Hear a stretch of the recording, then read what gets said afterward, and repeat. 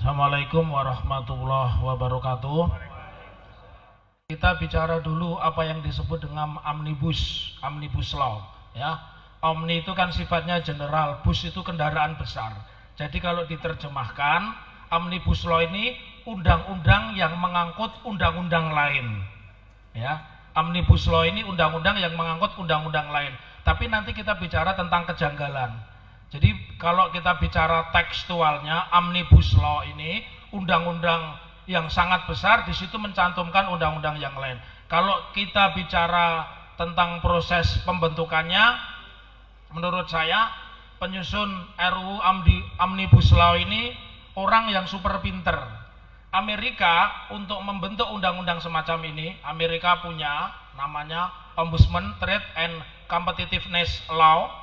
Jadi undang-undang tentang perdagangan dan persaingan usaha. Mereka membutuhkan waktu 3 tahun untuk sosialisasi, 5 tahun untuk disahkan. Jadi 8 tahun waktu yang dibutuhkan untuk undang-undang ini disahkan. Nah sementara kita ini cuma 100 hari. Pertanyaannya, mungkin tidak ini dibikin oleh Pak Jokowi? Nggak mungkin. Kalau dalam benak saya, Pak Jokowi ini seperti Mbah Surip gitu ya. Nah, pokoknya kan pidato itu aja nggak. Pak orang dia ditanya obligasi itu apa? Saya kan kebetulan ngajar mata kuliah pasar modal, jadi kan saya bilang, saya bingung presiden kok ditanya obligasi itu apa? Kita tidak butuh obligasi, tapi ternyata butuh utang. Obligasi itu utang bos gitu, ya. Lalu kita bicara tadi dari struktur. Nanti saya bicara kebaikannya, kejelekannya juga. Saya bicara tentang strukturnya. Pembentukan omnibus law ini sesuatu yang sangat maha dahsyat. Kenapa? Karena dia memuat lebih kurang sekitar 1236 pasal. Jadi tidak pernah ada di undang-undang manapun. Kemudian kalau omnibus law ini berlakukan, dia akan mencabut setidaknya 97 undang-undang. Dan yang terpenting sebenarnya kalau bagi akademisi, negara ini kan persoalannya sebenarnya pada 4 hal ya. Jadi 1 tentang pendidikan, kemudian yang kedua kesehatan, ketiga kesempatan kerja, dan yang keempat adalah hidup layak. Undang-undang ini sama sekali tidak bicara itu. Jadi omnibus law ya. Lalu apa yang disasar dari ketentuan ini? Ketentuan ini menyasar pada 4 hal ya. Pada 4 hal dia berbicara tentang apa? Pertama berbicara tentang undang-undang yang mengatur tenaga kerja atau lebih sering disebut cilaka, karena faktanya bukan cipta lapangan kerja, tapi memang bikin sengsara. Nanti ini sahabat kita akan menjelaskan. Dia mengatur tentang tenaga kerja, dia mengatur tentang pajak, farmasi, dan yang terakhir tentang ibu kota negara. Ini kan kita tidak pernah tahu. Ya, kalau undang-undang ini RUU Omnibus Law ini disahkan, dia menganggangi pasal 20 ayat 1 Undang-Undang Dasar 1945. Jadi harus ada amandemen lebih dulu. Tidak bisa undang-undang yang baru apalagi mengalahkan Undang-Undang Dasar. Kenapa? Karena pasal 20 ayat 1 Undang-Undang Dasar 45 bahwa pembentukan undang-undang itu harus bersama-sama dengan DPR. Oleh karena itu ada DPR namanya proses legislasi. Beliau Bang Kakban ini kan pernah masuk anggota legislatif ya Bang ya. Saya pun juga nggak yakin itu buatan senator kita, nggak nyampe lah pemikiran itu. Oleh karena itu apa yang menarik, dan sekarang kelebihan dan kekurangannya kita bicara. Tadi kita bicara anatomi. Kelebihannya memang undang-undang ini murah karena paket. Naik bis dengan naik taksi pasti mahal naik taksi, betul ya?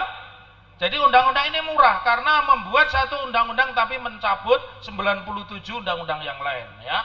Kemudian dari sisi efisiensi jelas efisien karena ini menguntungkan pengusaha.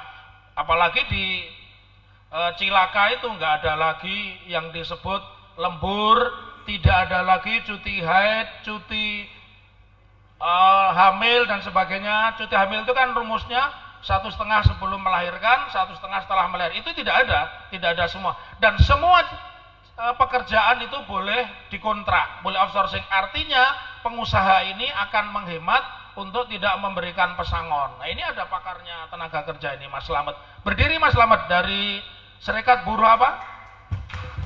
Ya, ini wakil dari buruh.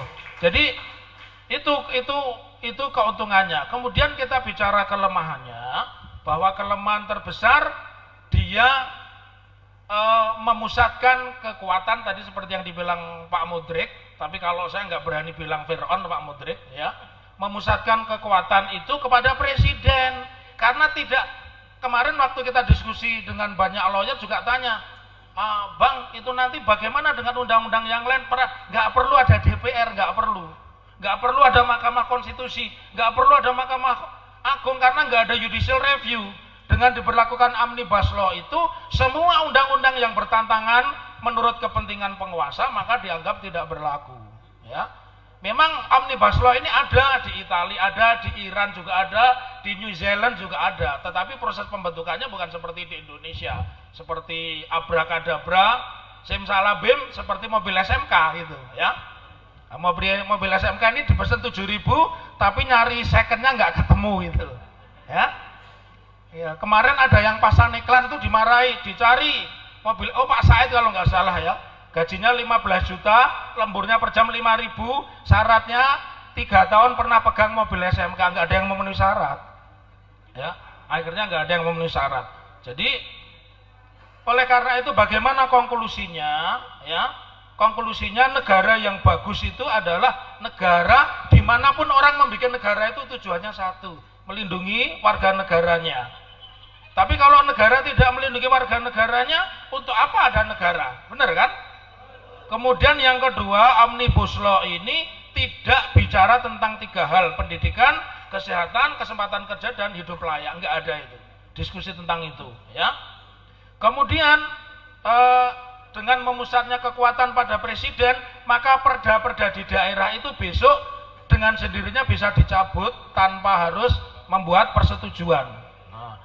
Yang berikutnya yang paling berbahaya adalah pasal 170, bahwa presiden itu dalam penyusunan undang-undang bersifat tunggal absolut.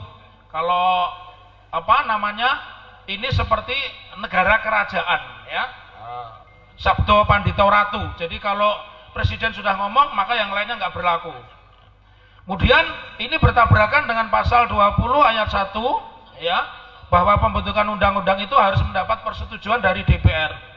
Dan yang paling prinsip, dia bertentangan pasal 27 ayat 2 Undang-Undang Dasar 45, bahwa tiap-tiap warga negara berhak atas pekerjaan dan penghidupan yang layak. Yang parah lagi, terakhir, sama sekali tidak memuat sanksi bagi korporasi. Korporasi itu perusahaan.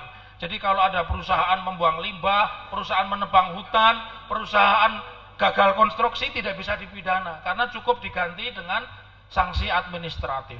Oleh karena itu konklusinya apa? Kita adakan gerakan RUU Omnibus Law, mau tidak mau jawabannya satu, harus ditolak, ya.